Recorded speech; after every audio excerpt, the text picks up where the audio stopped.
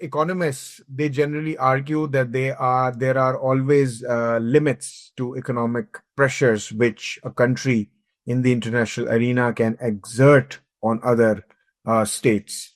And they also argue that these coercive measures often fail. For the discussion and for delving deeper into these phenomena, where uh, we are going to dissect that how these economic pressures have limits and how and why they are regarded as coercive measures, and they often result, do not bring the results which the country which is trying to impose it through its coercive measures is trying to bring to the world as such and to its home country.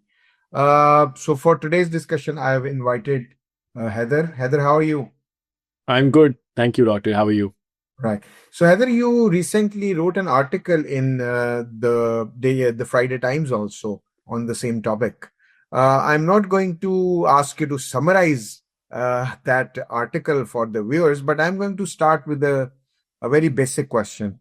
Uh, because you see, we're going to start from the very foundational level so that the viewers understand the whole phenomena. Common man's language, explain what economic sanctions are. Sure. Before I define or explain what economic sanctions are, let me give a caution that all of us at one point or the other have sort of faced economic sanctions.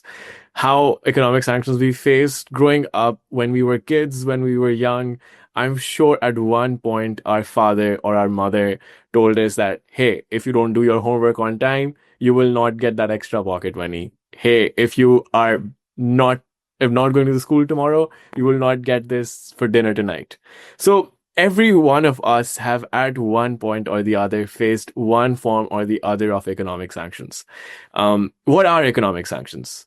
So economic sanctions, this is a two-word phrase, economics and sanctions. Sanctions basically means to restrict something. So economic sanctions means to restrict something economically.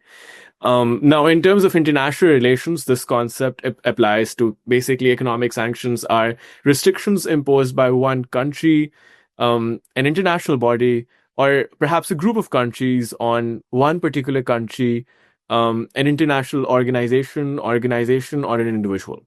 So, a, an entity, a country, or a body can impose economic sanctions on another individual, country, or a group of countries. What are these sanctions? So these can take